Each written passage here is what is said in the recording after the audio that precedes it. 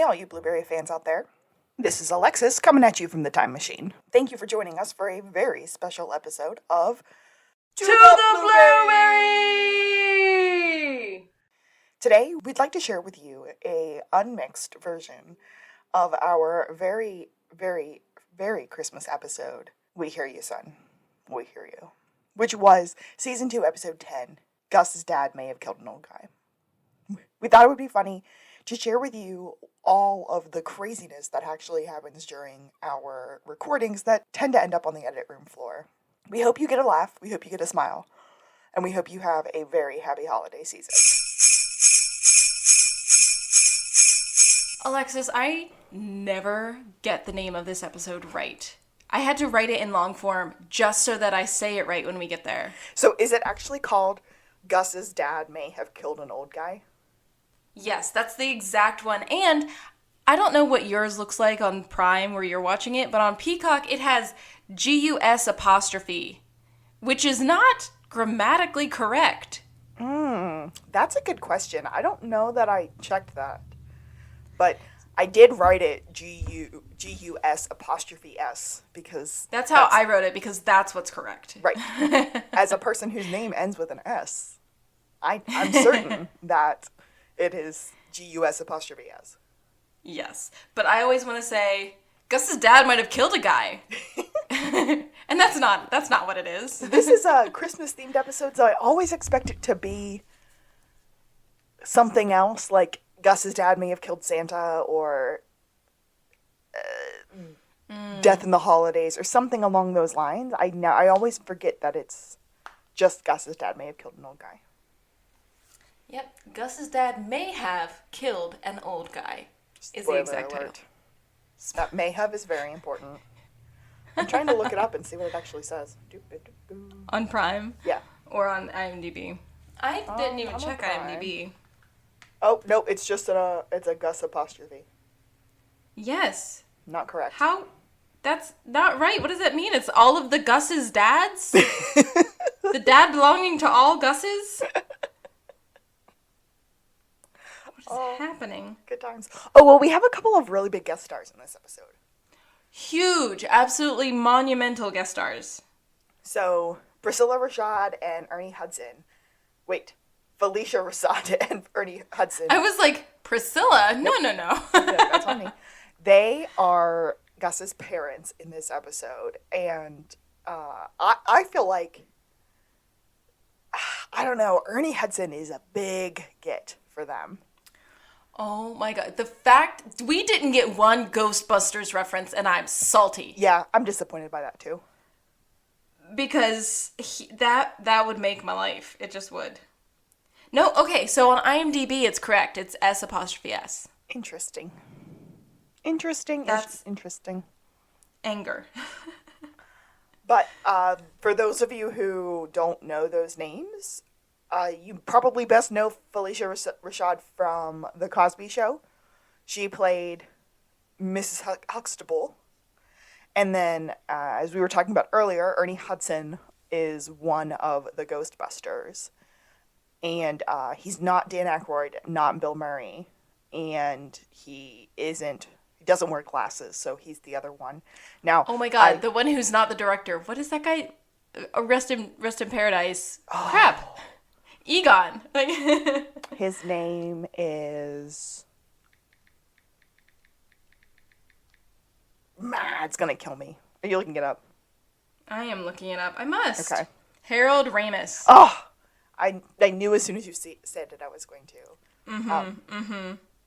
So, that is Ernie Hudson, and you know both of them from many other things, but those are the two big names that immediately pop especially to mind. like that we know of childhood. Yeah. Is like knowing them from childhood, seeing them on the show going, ah! And I'm sure that's exactly what Doolittle Hill and James Rodriguez did. Ah, I know you guys! We haven't even introduced ourselves. Let's do the show for real. Oh, okay, I like that. Showtime. I'm making up a song now. This is To the Blueberry! I am Alexis. I am a real-life Gus. I'm Kaylee. I'm the real-life Sean. And we are a real-life best friend, all-American duo who decided to start a podcast, so we had a good reason to talk to one another once a week, and it's worked out really, really well. But our favorite show is Psych. If you couldn't figure that out already. And this week we are on Season 2, Episode 10, Gus's Dad May Have Killed an Old Guy. Ooh, yeah. And, I mean, like so many other episodes, we start with a flashback in 1987. Little baby Sean and little baby Gus are creeping over a fence, looking sadly down at a ball they've lost. So, they're playing some game, but I have no idea we don't know what this the game is. Because the score is 114 to 114. Yeah, and I can't tell what kind of ball that is. It's just a random ball. It's a random ball, and at one point, little baby Gus offers little baby Sean 1,000 ounce or 2,000 ounce. And I can't think of what a game would be. So little baby Sean offered little baby Gus 1,000 ounce to go get the ball. That's it. And little baby Gus says 2,000. And then goes over the wall. What game has a score of 114 to 114 with 1,000 to 2,000 outs? Little baby Gus says, "We weren't supposed to be playing with my new ball." What kind of ball are you not supposed to play with, sir? This is very confusing to me. Whatever kind of ball it was, it ended up over the fence in Old Man Fuller's house. And they're trying to figure out how to get it back. So this is a huge Sandlot reference. Yes. Yeah, there's just super no big way it can't be at this So point. after Gus goes over the fence and goes, "I can't get back over," and then we hear Mr. Fuller grumbling in the background, "Get off my lawn, Gus, the little kids." He actually said, "Get that ball off my lawn." Like, he was more upset about the ball being there than Gus being there. Well, little baby Sean goes, "See you, Gus," and runs away. That's the end of our intro that cuts to present day. And we have Sean and Gus, Sean wearing a Santa hat, giving gifts to different members of the Santa Barbara Police Department. And they begin with, ta-da, Buzz. Getting into the Christmas spirits, giving out the gifts. They give Buzz a Daisy Red Ryder BB gun. He's so happy about it. And as he's walking away, Gus said, "He's going to shoot his eye out, isn't he?" Yes, he is. That is A Christmas Story. Yes. That's the flat line of A Christmas Story. I'm going to, I don't know, make a lot of people really mad, but I have never sat down and watched that movie end to end. So, don't feel bad, because honestly, the movie is told in like little Christmas vignettes, honestly. It's based on this guy's autobiographical vignettes, I think. And so, like, the scenes are a little bit disjointed. There isn't really a through line other than it's Christmas, and these are different scenes of this family's, like, Christmas experience. Like, and yeah, I mean, it's a mainstay that one station plays it 24 hours at Christmas time. Yeah. So, you can tune in whenever, I guess. Gus is trying to figure out how Sean knew what the exact right gift was for Buzz. And Sean said, "The room that I take naps in is right next to the room where they do the psychological evaluations." And they share a vent. I was like, that is a huge problem. But the bigger problem is that he says it while he's standing in front of other officers. They aren't even away from people when he just kind of lets that out. He says it in front of two people, literally as he's handing a gift to somebody. I mean, out of context, would you, like, be like, "The room I nap in shares a vent with the room where they do psych evals"? It just, like, in passing, hear somebody say that, be like, "That's weird." I think maybe I would be more confused why this random consultant that works with us sometimes has a room where he naps. But who doesn't, though? They walk up, they give Lassiter a snow globe.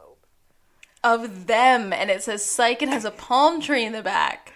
It has a big sun at the bottom and a palm tree at the top. And as I was watching it, I was like, that was a perfect chance for a pineapple. And then I kept staring at it from a distance, and it very, very clearly looks like a pineapple, and it's not. From a distance, it super does. Yeah, Yeah, because it's got the palm trees hanging out, and then the big sun at the very bottom. It's pretty good.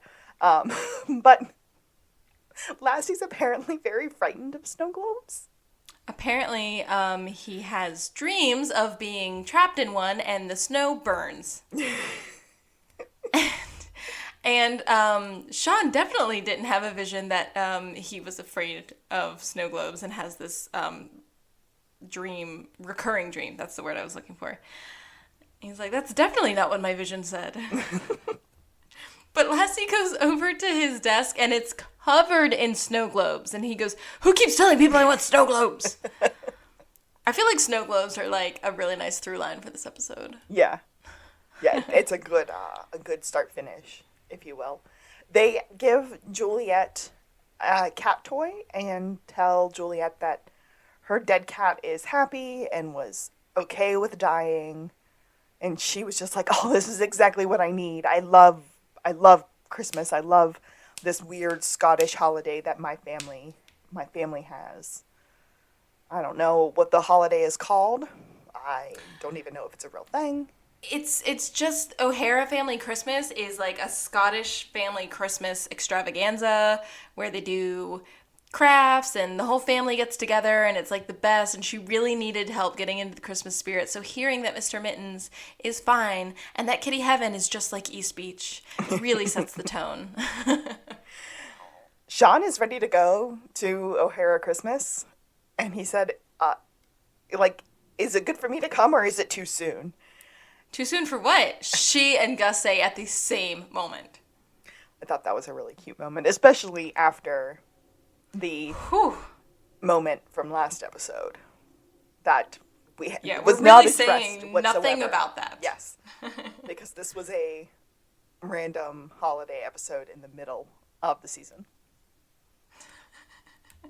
But Sean already has plans to be at Guster Family Christmas, where he and his dad have finally been invited. And that's he's so stoked. As they walk away, he's just like, man, in 20 years, I can count on one shop teacher's hand the number of times that we've been invited over.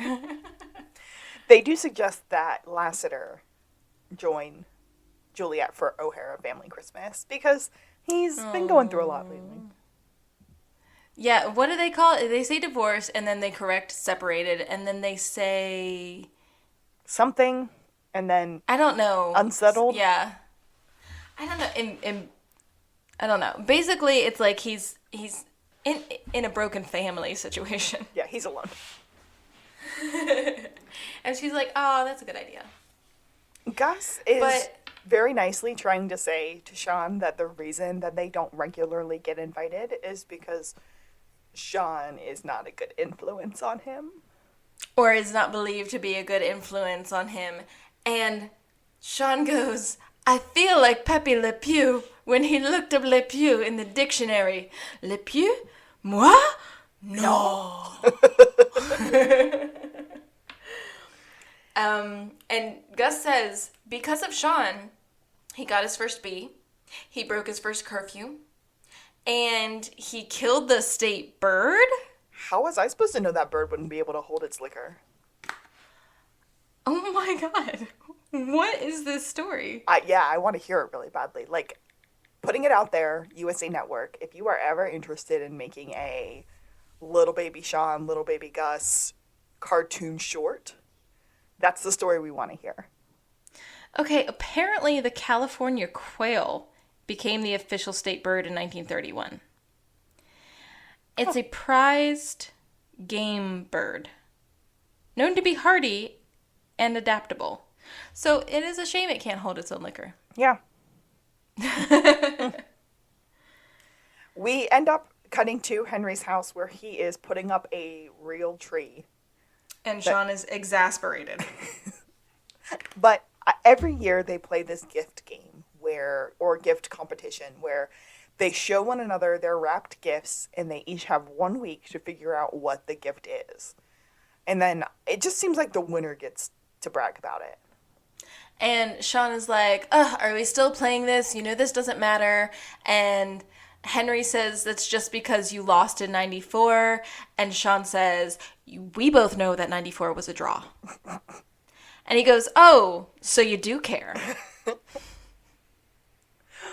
They look at their gifts, they smell them, they shake them, whatever, and they just slide them both into their stockings, and they're going to figure out what they are over the next week. We cut to the Gusters. The Gusters. And Mrs. Guster is giving Gus a... stocking. Thank you. That said Guster, if you noticed. It didn't say No, I didn't It didn't say Gus, it said Guster. That's weird to me, but okay. He hands him the stocking, or she hands him the stocking, and it has $100 in it because they feel like Gus is still their baby. And he's like, you don't have to do this every year. I am not a child anymore. And Sean and Henry are sitting there because, of course, they were invited to Guster family dinner. And Gus's dad does this thing where he just goes, we hear you, son. We hear you. Like, of course you're responsible and on your own and a full-grown man. Sure. It's very patronizing. Yeah, that's exactly what it is. Sean is trying to prove to the Gusters that he was, in fact, a good influence on Gus. Sean is trying to prove to the Gusters. I don't know what I just said. As a way to try to explain that, he was like, do you know why Gus isn't a smoker? Because I made him smoke an entire pack of cigarettes when we were kids, and he discovered he didn't like the taste of them. That's probably how he got his asthma. And what stunted his growth. Henry's line here is going to be my quote for the episode.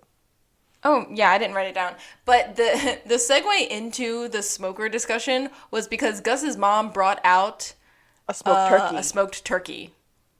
Right.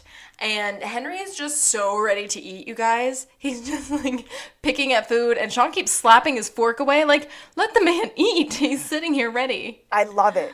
They did a few things with Henry this episode. Another one I'll point out a little bit later, but where we have Henry at Gus's house and Henry wants to eat instead of Gus at Henry's house and Gus wants to eat. I love that. Yeah. I love that so much. They did that. It was very, very... I was like, of course he wants to eat because that's all Gus does at his house. In this episode, I just to get out of the way the stripes discussion, Sean wears a lot of hoodies, but he's still wearing a lot of plaid. But Gus is wearing striped shirts under solid sweaters, so you can see his little stripy collar a lot, and it's still on brand. But his like seasonal outfit is that under a sweater, and I love it. It's very I approve of that outfit. That is one of the Henry things that we'll get to that I want to get to that a little bit later. So. Ooh, I don't know. Okay. Maybe I've been thinking, or both of us have been thinking way too much about this, but now I see it and I'm like, there are so many patterns on purpose. So, the stunting of the growth discussion. So then, Gus gets mad and says, "I am 5'10" and a half." Of course you are, son. We get another. We hear you, son. We hear you.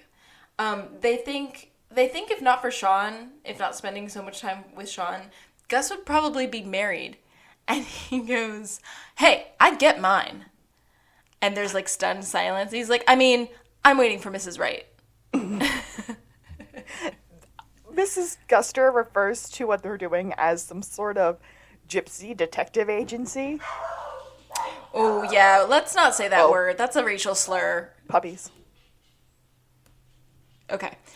Someone knocked on my door like a psychopath. Who's knocking on my door? It's the middle of the afternoon, dang it. Anyway,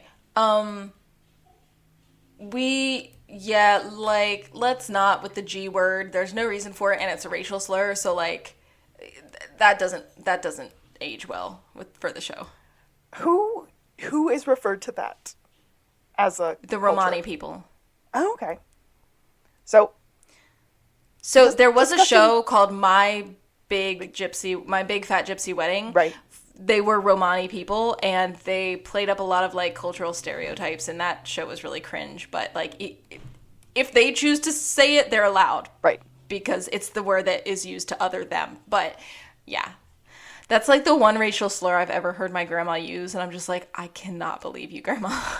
I don't even think she knows who she's referring to with it. Like, Well, it's a weird decision. It's a weird choice word to use because it has nothing to do with being a psychic detective. And Sean's like, I'm a psychic detective. And he puts his hand to his head and then goes, psych? Like, it's because the Romani people are like, it's stereotyped that they're like fortune tellers and like, yeah, like, you know, in the original Wolfman, when the moon is full on an autumn night, she's supposed to be like in a caravan, one of the Romani people. Oh, okay. But yeah. Look at me learning something. Oh, my voice went way down there. Again? Okay, I've been watching it a lot today, so hopefully I can keep addressing that. Okay. Oh, well, Sean said, his asthma is the reason why he got into pharmaceutical sales. And they were, oh wait, no, I went back too far. She said, what's the difference there between what you're doing now? Mrs. Guster said, what's the difference between that and what you were doing as kids where you had that pet baptism service? And Sean said, first of all, that was an LLC. Second of all, I was the one who let Gus believe that Jesus was black, which he the entire time was. I just kept thinking pet baptism sounds like really half-assed pet bathing. You're just like, you just get your dog wet. Like, let's dunk your dog in water. Pay us. That's just a interesting thing. I went Pet Cemetery in my brain with that. Also, I want to go on the record as a very strong Christian that Jesus probably was black. I mean, he was a very dark-complected person who lived in the Middle East. Yeah. Or what we would consider the Middle East, so... Yeah. Him being white with blue eyes in, like, every Hollywood depiction is really insane. Okay, that's my 2 cents for this, but I give it to Jesus wasn't a white boy. He wasn't a white boy. They decide to go caroling, and Mr. Guster really wants to skip Old Man Fuller's house because Old Man Fuller is just way too grouchy and does not want any of this Christmas spirit. And Miss Winnie Guster walks up and says, you can't really hear the caroling over all his cursing anyway. But Sean gets really super excited. Sean, as me, runs up like, oh, come on, you guys. Who could need Christmas spirit more than Mr. Fuller? Let's go! They start singing We Wish You a Merry Christmas. And he's not answering the door. Gus said something like, he would already be throwing rocks at us if we were here. Or if he was here. And then Sean just opens up the dude's door. Yeah, and they see his body hanging there as they sing, and everybody's gasping and screaming, and it's like, oops. Why would you just open up someone's door? I think he was knocking, and then he, like, tried the handle, and then it just, like, swung open. I don't... That's called Christmas breaking and entering. That's how I feel about it. But we get our Christmas credits. Very festive. I love the Christmas credits. I know, you know, with, like, jingle bells going in the background. I really wish I had, like, one of those handles of like, the bells that we had in band. Yeah, those were good. Then we are still at Mr. Old Man Fuller's, and the police are there. Lassie's on the phone. I wrote presumably with Chief, going, yeah, it looks like an 11:44. We're still following up on the scene. But Sean immediately notices signs of a struggle. He sees the head wound on the guy. There was something all over his shirt. He notices that the teacup had been broken. He had a full dinner plate with a lobster tail on it. Like, and then multiple programs circled in his TV guide. Like, he was settling in for some holiday watching. Sean is like, this is not an 11:44. Maybe if I psych out for your parents, I can get on their good side and they will start being okay with the fact that you and I went into business together. And Gus is in. Gus is like, yeah, let's do it. Get them off my back. And he goes, oh, this is where we get our first fist bump. And Sean says, "That's what I'm talking about, you convertible Baron." They're about to take the body out. The psychic freak out happens. And while Sean is being Sean, Guster walks in. Guster. Oh my gosh. Gus walks Henry? in with his parents and said, what? You mean this is like the other 26 and a half crimes that we helped the SBPD solve? What was the half a crime, Kaylee? Oh, I don't know. I like, I assumed you asked, like, I knew the answer. I'm like, oh, sorry, no, I don't. I thought maybe you might know. But yeah, that was just kind of weird. Okay, sorry. Oh, but whenever they talk about this one, Gus screams, "This is number 27." And I'm like, this was only a half a crime? Math, man. Okay, sorry. That was a tangent. Maybe it's the one where they were greenlighting Lassiter, so they let him solve it. I would agree with that statement. I just wrote, Henry with a red hat is a bad look. Yeah. The red ball cap doesn't hold up. He's wearing his, like, patented Hawaiian shirt, but it's green. And so he's got this green and yellow Hawaiian shirt and this red ball cap. And that's his festive gear. Ugh. Well, everybody's got this, like, pop of red on, like, all the caroling group. I don't think Lassiter does, and, like, the police obviously don't. But, like, everybody else, there's, like, little pops of red. And it was very apparent, like, throughout this episode, people do that. And nobody can tell, but Kaylee and I also put on our pops of red today. Not on purpose, but it happened, and I like it. It happened. Yeah, we're festive. Buzz walks up and says, actually, CSU confirms signs of blunt force trauma and a struggle. And gasp, the parentals are impressed. Oh my gosh, he really might be psychic. What? And Lassiter's just sort of like, crap. Now I gotta get witness statements from all the carolers, and I'm already late. And the boys are like, we've got to pass. We can just bring them in tomorrow morning. Go do what you gotta do, Lassie. They actually say, go handle your business, Big L. And they call him Big L. Sean calls him Big L, and I'm just like, that's... And then says, since we have a pass, it sort of makes us like coworkers. Wouldn't you say, Big L? That's... And then he almost gets his finger broken because he's touching Lassiter without consent. There's a big old manhandle moment there. We cut to the O'Haras. I'm assuming this is Juliet's family's house, not Juliet's house. Yeah, that's what I gathered.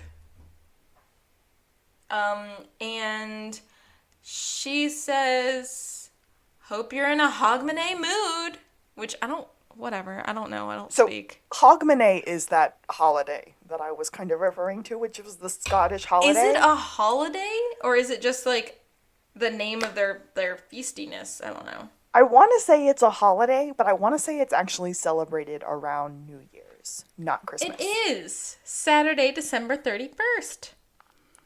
Weird. It's just the Scottish name for New Year. Well, why are we celebrating in the middle of December, bros? It's like a family lead up, I guess. I mean, it's only... Okay. Well, I guess they're 2 weeks early, because if we're a week from Christmas, and then a week later is New Year, yeah, they're like getting really to business. Weird. Okay. Weird O'Haras. That's the thing we're learning. They're all excited to see Lassiter because he's the first footer. First footer! Yeah. Nah. And the first footer is supposed to bring a gift of food, which how would he know that? Did not bring. I don't think he was told. No, He's like, I have a Cliff Bar in my car, but I'd really prefer to save that for my morning run. Juliet walks him in to meet her nephews, and her nephews immediately do not like Lassiter. You can just tell because they say nothing to him and then start just loving all over Juliet. Help me with my craft. Help me do this. Help me do that. Drake, Finn, and Isaac. Oh. Yes. But Lassie's definitely feeling like less intimidated here with a group of children. So she's like, hey, why don't you help them with their Christmas crafts? And they're like, really excited to show her what they're working on. So she has Lassie sit down. But he starts mansplaining the facts of the season instead of just going with the festive mood and like the fact that they're children. Even when Juliet kindly points it out to him, he starts talking about how Jesus was actually born in April because why would a Capricorn die for everyone's sins? And most professionals believe that the wise men didn't get there until Jesus was around the age of 2. So let's just get rid of these guys. And then she's like, they are children, Lasseter. So he's like, all right, let's do one with Santa in it. So somebody hands him a Santa on a sleigh, and he goes, fun fact, in the Dutch version of Santa, the gifts were actually like helped prepared and delivered by slaves. Yeah. And it just is killing the holiday mood. At one point, he gets kind of angry about baby Jesus being in a manger. And he was like, it's actually more of a feeding trough. So, and he grabs a shot glass and he puts baby Jesus in a shot glass. And I'm like, why would you put him in a shot glass instead of the actual little feeding trough that they have for their nativity set? It wasn't a feeding trough. It was like a little wooden stool that he like laid upon. Well, I don't know. That seems like a feeding trough to me. I don't know, Girl, but I not don't a shot know. glass. That seems weird. Okay. That was weird. It was hideous. We go back to the Santa Barbara Police Department, and it has been confirmed that this is a murder. Not just Sean and Gus go back to the Santa Barbara Police Department, but they bring Mr. and Mrs. Guster with them.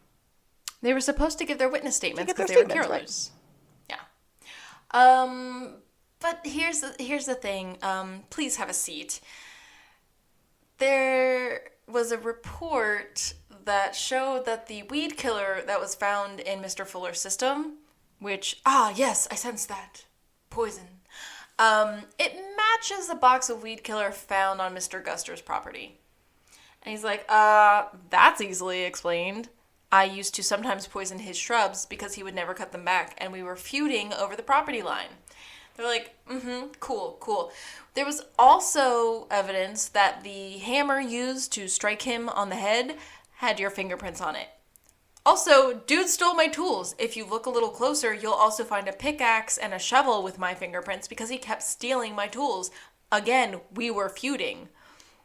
And then they say the rope that was used to hang this poor dude Go ahead. Just tell me. It was my rope, wasn't it?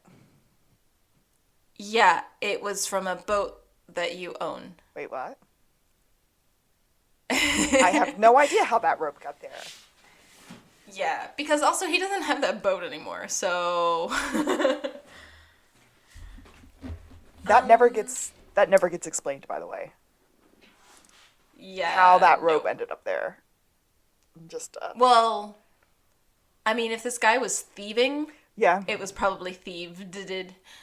So they arrest Guster's dad because that's adequate evidence for suspicion of guilt. And Juliet looks so sad and is just like, I am helpless here. They're arresting Gus's dad. Sean and Henry head to the Guster's house where Gus and his mom are there, and Sean and Henry are ready to help. This is one of those moments. They're at Henry's house. Sean and Henry are with Mrs. Guster and Gus at Henry's house, and this is one of those moments where they are ready to help. And it's very cute because not only are they in slightly matching outfits, Sean has on a gray Sean has on a gray plaid shirt, but Henry has on a gray striped shirt. And this is when the two of them are working together to help the Gusters. Cute. Yeah. Maybe I'm thinking too much into this, but it happened. No, I like it. All right, so Winnie's upset. She's worried about someone with delicate health and not a strong disposition. And Gus is like, Dad's gonna be fine. She goes, your dad is strong as an ox. I'm worried about you. Like, the disrespect. But Sean pledges to help, and then Henry's like, come help me in the kitchen and gather some food, because we're at my house, so that's what we do. And we have a powwow in the refrigerator, which has a light for once. I But noticed also, it pineapple. has... Pineapple hunt. Yeah, a full pineapple just chilling in the fridge. Who puts a full pineapple in a fridge? That's what I'm saying! Have you ever put an uncut pineapple in the fridge? Never in my life. There's no reason to. No. Because it would just stop it from ripening more. And I mean, I guess if it's where you think it needs to be, but you're not ready to cut it, you might. I feel Like like an at that avocado? point you cut the avocado. At that point you cut the pineapple and you put the cut pineapple in the fridge. I mean, I guess. I'm vote, and then the pineapple magically disappears. Henry walks out with all of the food in his hand, and Sean does not have the pineapple in his hand. He had something in his hand. He set it on the counter, like out of view. That I did not notice. Maybe because I was like ravaging and angry about the pineapple in the fridge. Yeah, just raging. Okay, so Henry's telling Sean, like, you're too close to this. It's too personal. You need to exclude yourself from the investigation because you are ignoring the evidence, acting like you already know that, like, what the answer can't be. Like, you just have to follow the evidence to be a good detective. You're not doing it right. Sean cuts back, like, I'm not afraid of my feelings, and I'm not gonna, like, block them out. They're gonna help me. They always help me as a detective. And Sean says, Henry says, this is why you'll never be a detective. And Sean says, this is why you're a divorced detective. Cold, Sean. Ooh. Cold. And they both kind of stop. Yeah. And realize what they're doing. Sean looks down at his watch and said, wow, it's been 3 hours and we haven't had an argument. Or it took us 3 hours. This is the best Christmas that we've had yet. Wow. I mean, I guess that's their love language. That's like just how they relate to each other is the bickering. I think so. Oh, one thing Henry said when they were in the kitchen is like, so what if they invite you to dinner at 6 and don't serve until 6:30? So what if, this, that, and the other thing? It's like, you think you know all the things about them, but you don't know all the things about them. You got to follow the evidence, basically. So he's still salty about being served dinner late. Lassiter ends up back at the O'Hara's with a box that has a Wii in it for the kids. I was just in the neighborhood arresting someone and thought I'd drop this by. It turned up in this Wii. Technically speaking, that is the property of the Santa Barbara Police Department, but they can definitely use it for now. And the kids are like, let's play boxing! They run. And Lassiter is bad at having fun and letting other people have fun.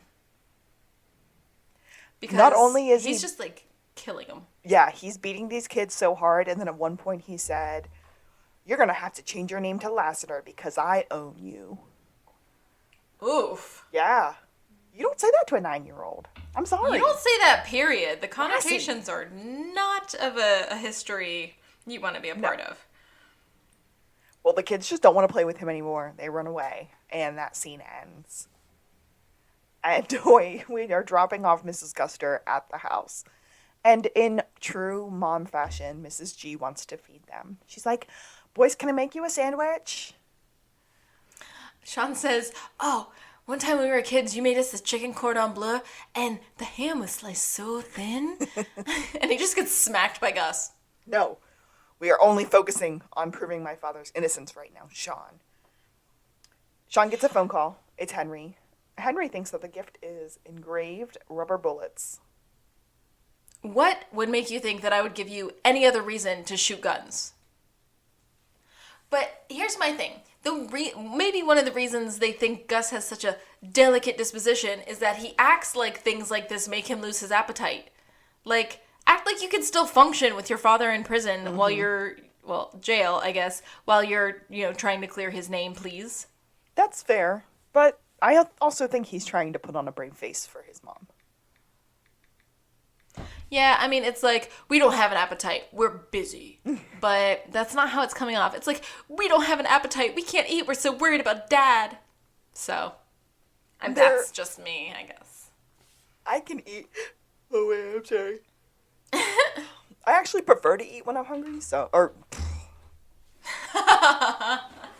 I actually prefer to eat when I'm nervous, anxious, happy, sad. I am what one would call an emotional eater.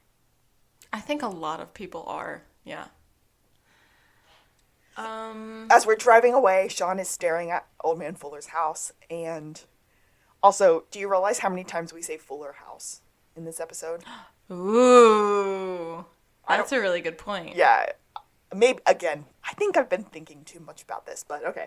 They're staring at Old Man Fuller's house, and he's like, dude, give me a minute. I gotta look at this. There's something here. And he starts quoting the transitive theory at Gus, which is really, really funny because there's no reason. A plus B. Yeah, A equals B, yeah. B equals C, therefore A equals C. That's the transitive theory. And Sean is just like, dude, shut up. Give me a moment. I gotta look. I gotta take a moment to realize what's going on because Gus is just. And Gus creeps up onto his shoulder, like to look where he's looking while this is happening. And he's like, no, get away from me. Now we have to start all over. Too close. So he's got to do his mental process. So finally he goes, we got to find out if there was an HOA or a homeowners association. Oh. What? I wrote HSA, as in health savings account. Just want everyone to know that. All right. We end up at an old man's house. We later find out this is Mr. Mitchell. Mm-hmm. But I was going to take a potty break, if you don't care. I'm going to go get some Pepto-Bismol. That sounds good to me. Okay. Pause. Mr. Mitchell is the president of the HOA. And as soon as he sees Sean and Gus, he just is like, I will not give you my social security number. I do not want magazines, and slams the door in their face. Sean's like, I'm the head psychic detective for the Santa Barbara Police Department. And the guy immediately opens the door and invites them in. Sean said that he had been sensing that there were some conflicts going on between Mr. Mitchell and Old Man Fuller, because Old Man Fuller was not following the HOA rules. And he was like, I would give him a citation. He would take it. He'd read it. He'd tear it up. I'd give him another citation. It was a vicious cycle. As soon as he kind of just like walks away a little bit, Gus said, it's him. He's the one.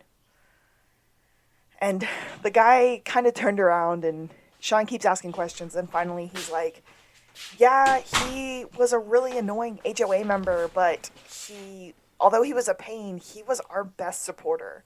We're trying to turn this neighborhood into a historical district, and he refused to sell his house so that we can maintain this historical property.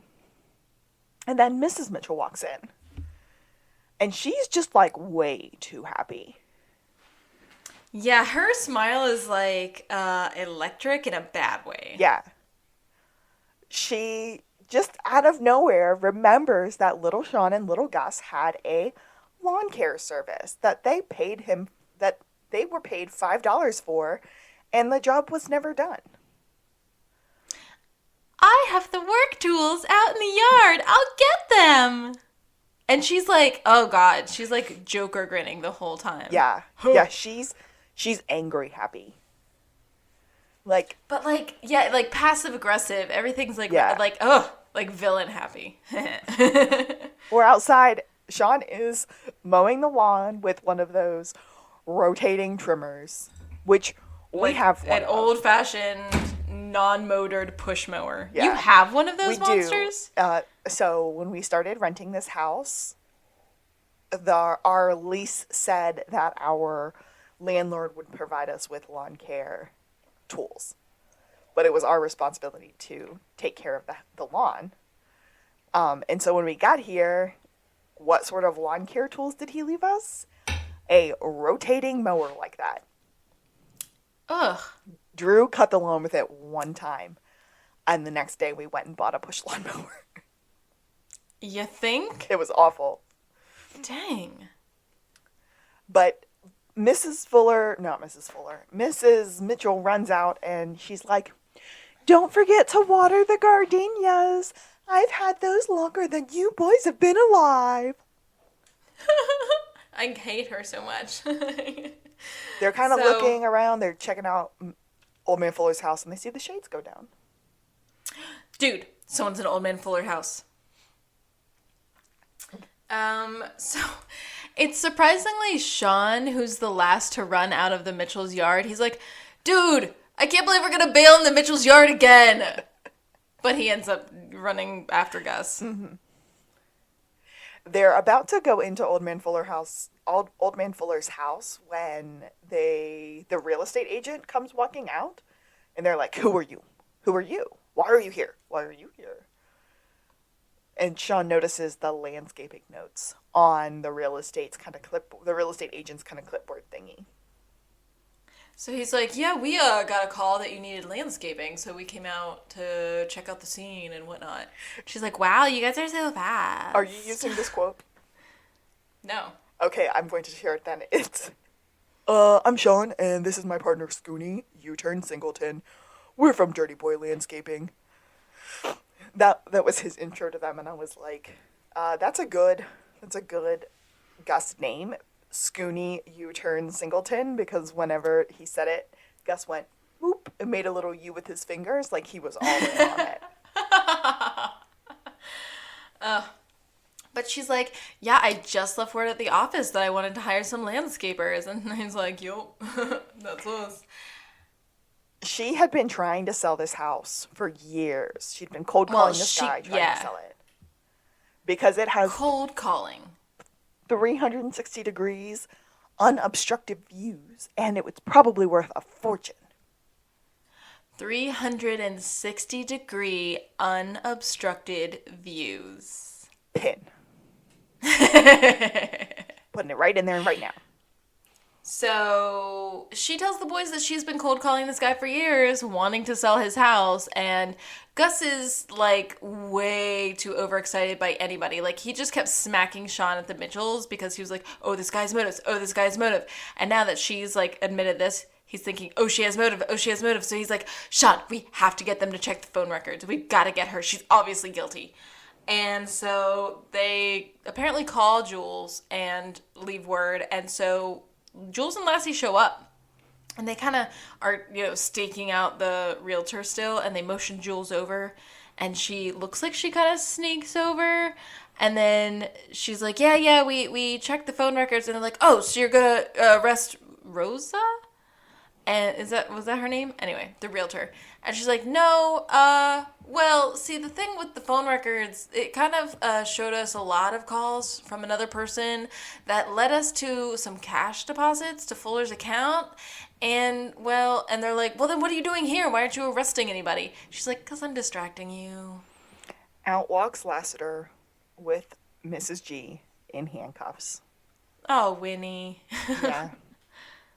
She is like, Gus is freaking out, and she's like, "There are people watching. Like, let me have my dignity, Gus."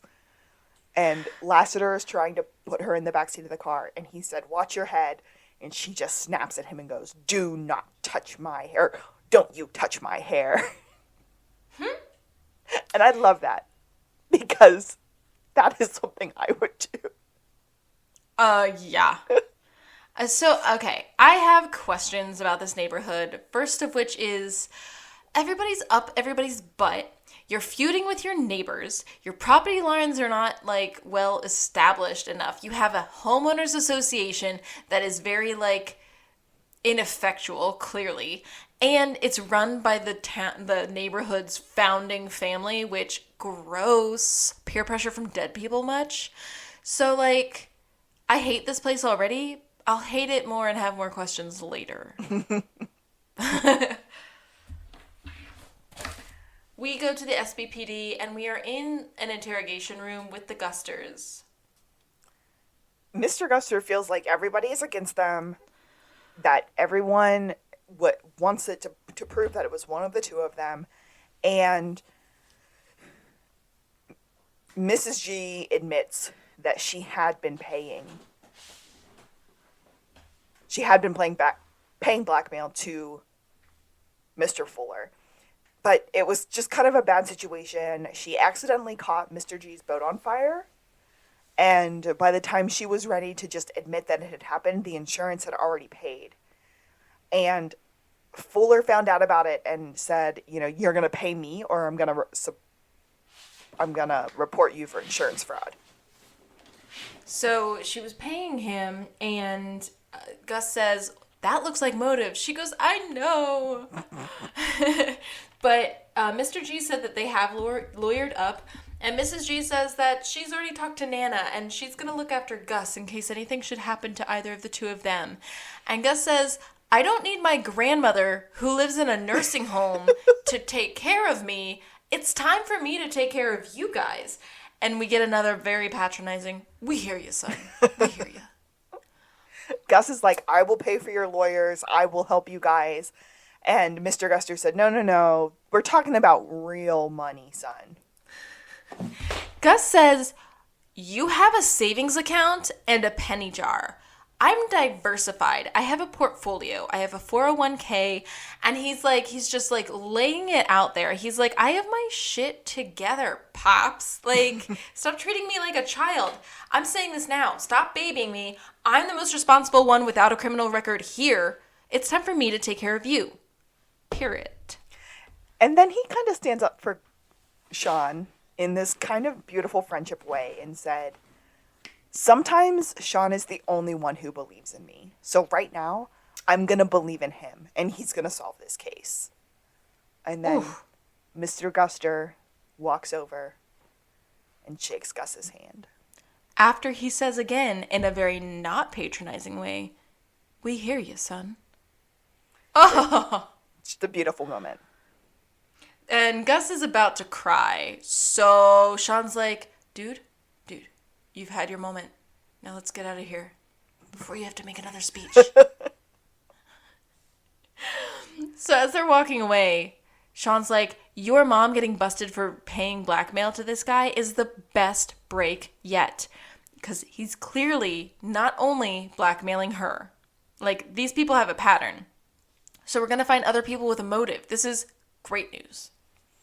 They break into Mr. Fuller's house. Good. Let's break into a crime scene. Love that idea. Every episode. Sean starts to see all of these sticky notes everywhere around the house. And there are obvious reminders. It's like, don't forget to grab your keys. Don't forget to water their flowers. Blah, blah, blah, blah, blah. And so they're just kind of snooping and looking for things. And then Sean finds his kind of sitting room. It's a chair that has a telescope right next to it that looks out across the entire neighborhood. And he's like, I think this is where he's been spying on people from. Gus kind of runs over, and there's this squeaky floorboard. Well, I also wrote, it's a snoop nest. Perch? But yes, 360 unobstructed views, and now a creaky floorboard. Gus is ready to pull open the floorboard, and while he's leaning over to do it, Sean starts going, boom, boom, boom, boom. And he goes, stop it, Sean. You know that story freaks me out. Which is obviously a Edgar Allan Poe. Telltale Heart. Right. Telltale Heart. Yeah. But then then Gus grabs the rocking chair, starts rocking it really, really quickly and screaming Norman. Norman!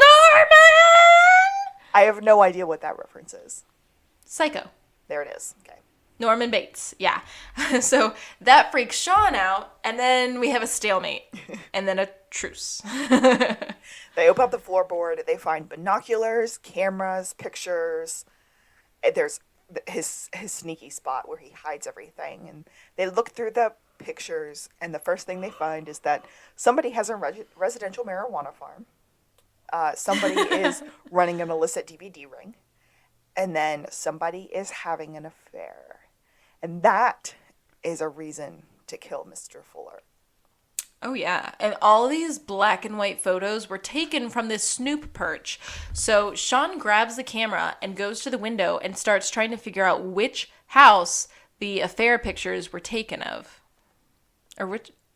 whatever. You know what I mean. We find it. And then... And then he starts singing, I know where the culprit lives. That's it. They go to the guy's house. So we go... I was going to say, we go to that house, because we don't know whose house that is. And they confront the guy. I have questions for you about illicit pictures. And then what happens, Kaylee? He flees. He runs. Because guilty people always run. He goes, wait, we already know where you live. So then we run after him. The Brian Seltzer's band, Jingle Bell starts playing in the background. Jingle bells, jingle all The the captions way. said, holiday rock music. And we have this beautiful chase scene that really has no reason for it besides it was a good reason to cut this music into the episode. Oh, yeah. Well, I have a lot of quotes written down from this part. I just want to say before we get into it, the one I want to use at the end is, can you tell us anything? I just swung from a tree. Okay. But they finally grab the guy. Sean takes a shortcut, swings out on a rope, and kicks the guy? Well, pushes him with his feet. And then he falls down and they surround him. He's like, fine, I'll give you your pictures back. Sean said, we call that the Sammy Floyd Treehouse Shortcut Ambush. So they're like, wait a second. Our picture, what are you talking about? Turns out this guy is a 1 hour photo perv who keeps pictures of naked girls that show up in people's photo lines. Like, not only is that gross, illegal. that's what I was about to say, but that has to be illegal. I don't know what that would be, but it's got to be illegal. I'm pretty sure that led directly to the death of the 1 hour photo business. Yeah. Like, that's so creepy. You're just giving people a look at your photos. Anyway, they pull out the old photo, and they're like, wait a second. You mean this isn't you? And he's like, no, it could be my dad. It kind of looks like him from 30 years ago when we first moved here. Here's my next question about this jacked up neighborhood. This kid was a kid at the same time that our boys were kids in this neighborhood. They don't know each other? That's a good point. What? That's a very, very good point. Well, Dad, the guy that's in the picture, died a couple years ago. That picture was definitely not of his mom because Mom had died before they moved into the house. So there was probably some woman who came by and had an affair with him. He kind of remembers her, but he has no information besides the fact that when she left, the house always smelled like white linen perfume, which he remembers because that was the perfume his mom used. I'm going to say it again. Gross. Yeah, this kid's a creep. Anyway, we skipped this great Gus saying things strange moment because before this kid gives it all up, he's like, I don't really want to discuss my family's secrets with you guys. And Gus goes, what's the name of that 1 hour photo where you hide your filthy debauchery? Debauchery? I love it when Gus says stuff weird, except risotto. I was not a fan of barista either. I kind of like it. No. All right, so we get white linen perfume, and we're back to the Santa Barbara Police Department, and Lassiter is trying to invite himself to Christmas at the O'Hares. Aw, yeah, he says, just in case you have an extra seat you need to fill for Christmas dinner, I'm available. And Juliet says, Lassiter, I have a confession to make. I haven't been completely honest with you. And he's like, oh, say no more. And she's like, I'm really sorry, though. And he's like, look, I get it. I'm like way too cool for your nephews. And you don't like being upstaged because you're used to being the cool aunt. So it's fine, really. Juliet just let him have that feeling and was like, yep, that's it. You're right. Sorry you can't come. I can't compete, and I hate that. Just as he's walking away, she smiles and said, Merry Christmas, Lassiter. I want to take this moment to say, failing to disabuse someone of their convenient misapprehension is the best kind of white lie. They already believe something, and it serves your purpose, and it makes them not feel bad, and you just, like, let them be wrong. Yeah. Also, you used a bunch of really big words there. At least one of which I don't think I've ever heard before, but in context, I think I understood it. Thank you. It was the M word that you used that I don't know that I've ever heard before. Honestly, it was on the fly. I can't even tell you what I just said. It was a big word. Look at me learning more things. Stanchions. Yeah. I'll never forget that now.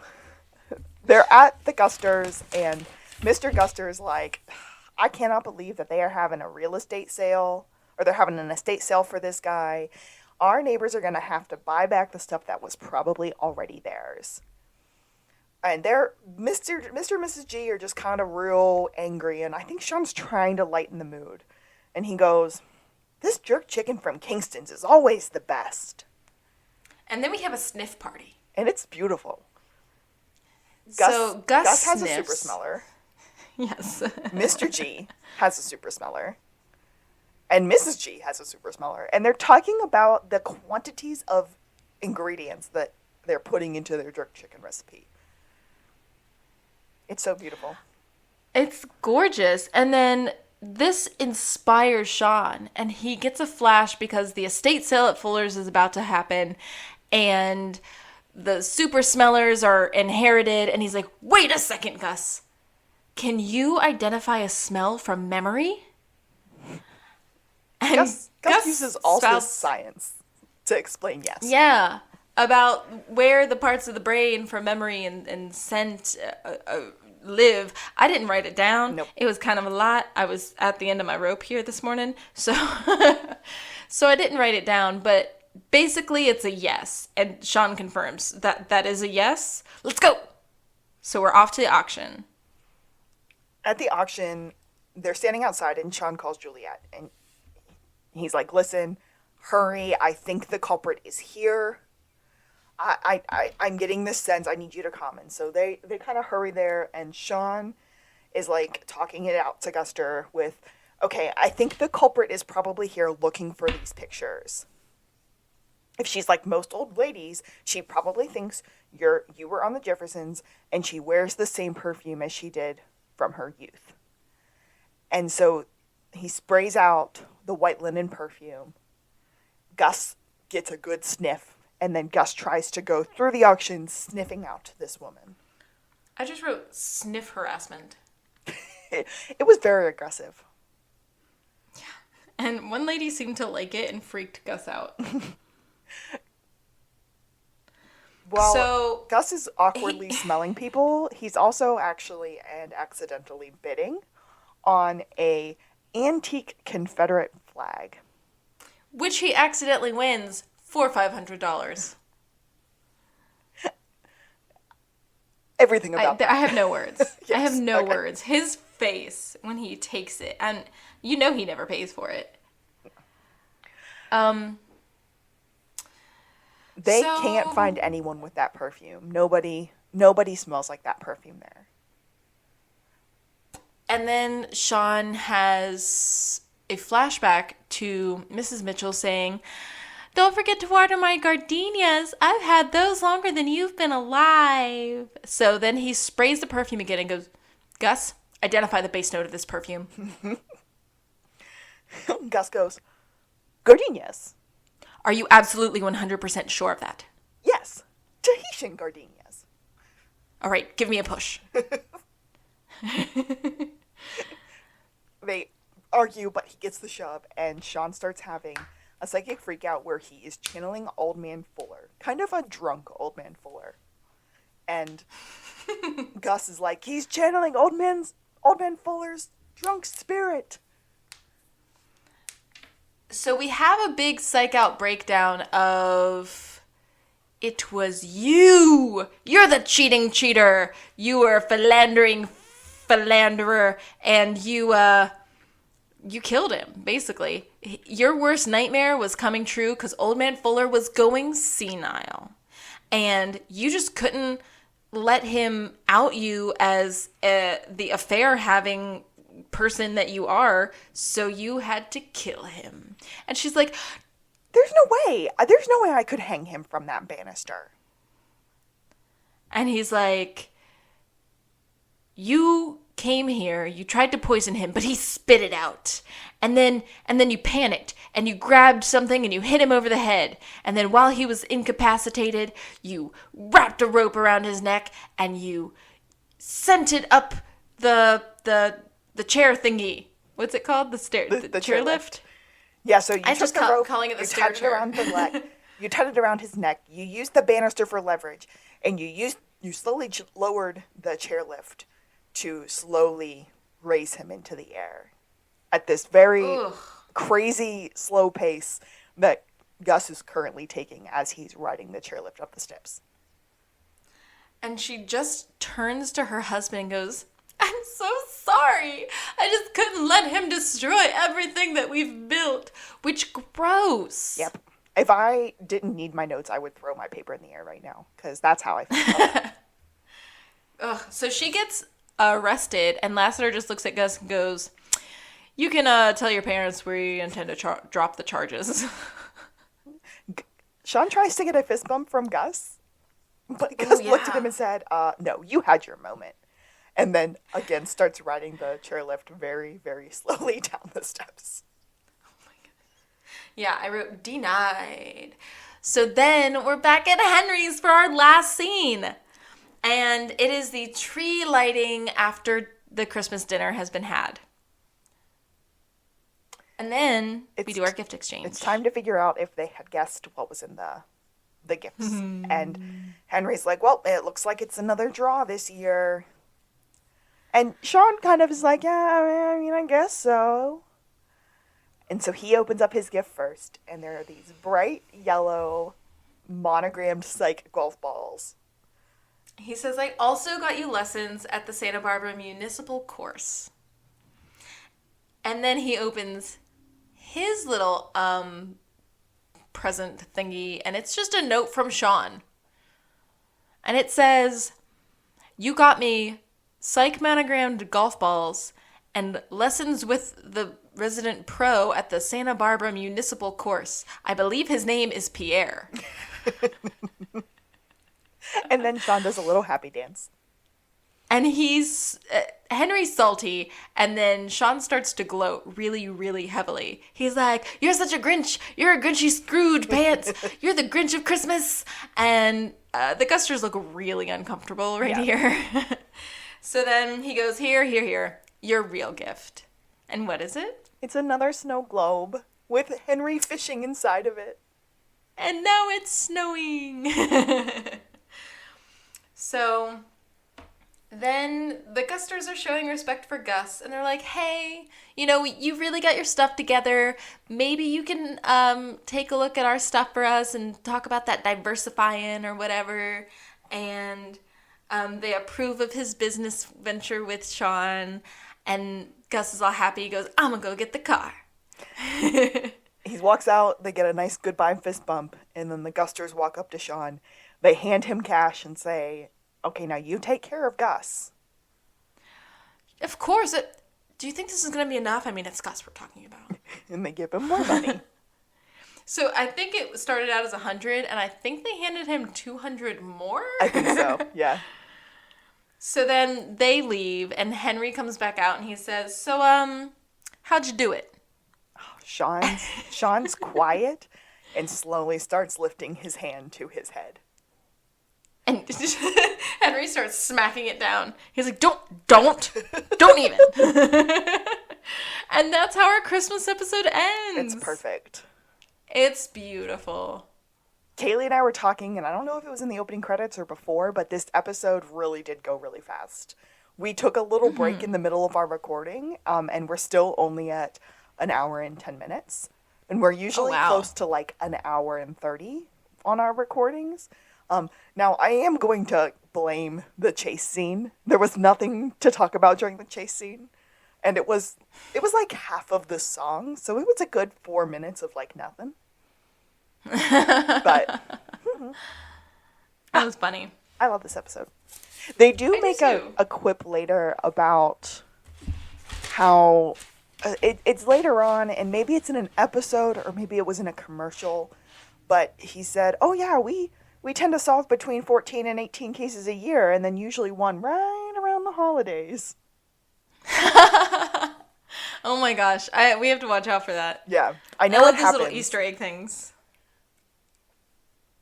But this was a good episode. No Chief Vic though again. This is Again. at least our third episode in a row with no Chief Vic. Is it our third? We haven't seen her since Bye Baby. Wasn't that episode 8? I thought that was episode 6. What? Hold on. Haley She keeps wasn't her in notes Bounty like a Hunters. responsible podcaster. No, Rabba Baby was 8, so she Okay. wasn't in 9 or 10. Okay. That makes me feel a little bit better. We got a mention of her in episode 9, but we didn't even get mention of her in this one. I just assumed that Lassiter was on the phone with her when they were at the crime scene. Oof. Well, I definitely don't think did too. I have anything else that I caught. There were some like Christmassy pop culture references, but there weren't a ton in this. I really enjoyed the Christmas opening credits. This is our second special credit, right? Oh, I don't know. What was the first? Girl, you're asking the wrong person. I don't even know. All right, I'll look that up for next episode, but I'm almost certain we had another opening credit already. Not sure what it would have been though, but it was a good jingle. All of the little character names were in the Psych font, but they had little Christmassy notes to them, like Timothy's last name had reeds instead of O's, and Maggie Lawson's A and Maggie was a little Christmas tree. It was all very cute, and I love it. Aw, I do love that. I guess that's it. Yeah, that's all I got. In that case, I am Alexis. Gus, you're tall enough. Sean, you're an idiot. And to be fair, there are a lot of complicated causes for asthma. Now let's eat. And I've been Kaylee. Can you tell us anything? I just swung from a tree. And this Has been To To the the Blueberry! Psych out.